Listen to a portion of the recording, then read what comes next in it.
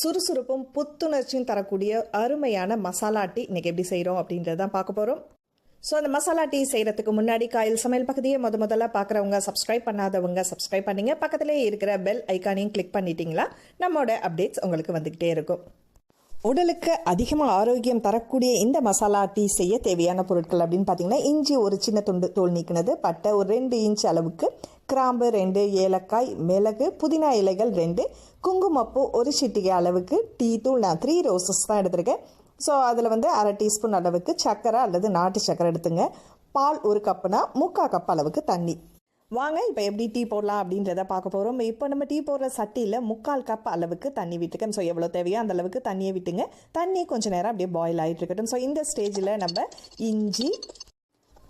இஞ்சோட ஏலக்காய் நல்ல வாசனைக்காக நம்ம அதையும் தட்டிக்கிறோம். இது கூட மிளகையும் தட்டிடுவோம். இதெல்லாம் உங்களுக்கு உரல் இல்லைன்னா நீங்கள் மிக்சிலையும் போட்டுக்கலாம். இதை எடுத்து வச்சலாம். இப்போ தண்ணி கொதிச்சிட்டு இருக்கு. கொதிக்கிற இந்த ஸ்டேஜில் தட்டி வச்சிருக்கிற இஞ்சி, பட்டை, கிராம்பு, புதினா இலைகள் அதிகமாக சேர்த்திங்கன்னா வாசனை மாறிடும். அதனால் 2 இலைகளே போதும். இது கூட குங்குமப்பூ ஆப்ஷனல் தான், உங்களுக்கு விருப்பப்பட்டால் இதில் நீங்கள் சேர்த்துக்கலாம். கொஞ்சம் நல்லா கொதிச்சிக்கிட்டு இருக்கட்டும். 2-3 நிமிஷத்துலேயே நல்ல பாயில் ஆகிட்டு இருக்கும்போது இந்த மசாலா எல்லாமே இறங்கி அது நமக்கு மூளைக்கே ஒரு சுறுசுறுப்பு தரக்கூடிய ஒரு வாசனை நமக்கு கிடைக்கும். ஸோ இந்த 2-3 நிமிஷத்துக்குள்ளே நல்லா கொதிச்சிட்டு இருக்க டைமில் நம்ம இதில் டீ தூள் சேர்க்க போகிறோம். டீ தூள் நான் நார்மலாக 3 ரோசஸ் தான் யூஸ் பண்ணியிருக்கேன். ஸோ அதிகமாக சேர்த்திங்கன்னா கசப்பு சுவை வந்துடும். அதனால் உங்களோட டிகாஷனோட அளவை பொறுத்து 1/2-3/4 டீஸ்பூன் அளவுக்கு இதில் சேர்த்து கொஞ்சம் நல்லா பாயில் பண்ணுங்கள். இதுவும் ஒரு 2-3 நிமிஷத்தில் நல்லா பாயில் ஆகிடும். இப்போ நல்லா கொதித்து அந்த சாயம் எல்லாமே இறங்கினதுக்கு அப்புறம் நம்ம இதில் காய்ச்சின பாலை நான் இதில் 1 கப் அளவுக்கு சேர்க்குறேன். அதையும் சேர்த்து இதுலேயும் சாறு இறங்கணும். ரொம்ப நேரம் கொதிச்சிச்சின்னா டீயோட மனம் ருசி எல்லாமே மாறிடும்.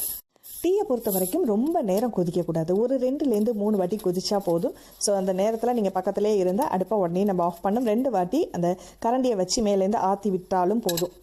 நம்ம ஊரை பொறுத்த வரைக்கும் இஞ்சி சாய் தான் நம்ம அதிகமாக குடிப்போம். இதே இது நார்த் இந்தியன் சைடில் இந்த மாதிரி மசாலா சாய் அதிகமாக குடிப்பாங்க. ஸோ இது ரொம்ப ஒரு புத்துணர்ச்சி தரக்கூடியது, உடம்புக்கு ஆரோக்கியமான சாய். இப்போ பாருங்கள், கடைசியாக நல்ல ஒரு 2-3 வாட்டி பொங்கிடுச்சு. இந்த ஸ்டேஜில் அடுப்பை ஆஃப் பண்ணிட்டு மூடி போட்டு ஒரு 2-3 நிமிஷம் அப்படியே மூடி போட்டு வச்சுருங்க. நல்ல ஒரு மணமான டீ நமக்கு ரெடி.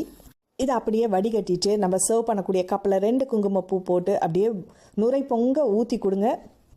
நீங்களும் அப்படியே அந்த சூடோடு குடிச்சு பாருங்கள், அவ்வளோ ஒரு மணமாக இருக்கும். ஸோ இது கூட தேவையான அளவுக்கு சர்க்கரை அல்லது நாட்டு சர்க்கரை கலந்து நீங்கள் சாப்பிடலாம். இந்த மசாலா சாயை பால் இல்லாமலும் பிளெயின் டீயை போட்டு குடிக்கலாம். அப்போ நீங்கள் டிகாஷனோட அளவை மட்டும் கம்மி பண்ணிங்க. சுவையான ஆரோக்கியமான மசாலா சாய் ரெடி ஆகிடுச்சு. இன்றைக்கே உடனே செஞ்சு பார்த்துட்டு உங்கள் கருத்துக்களை சொல்லுங்கள். பிடிச்சிருந்தால் லைக் பண்ணுங்கள். நன்றி.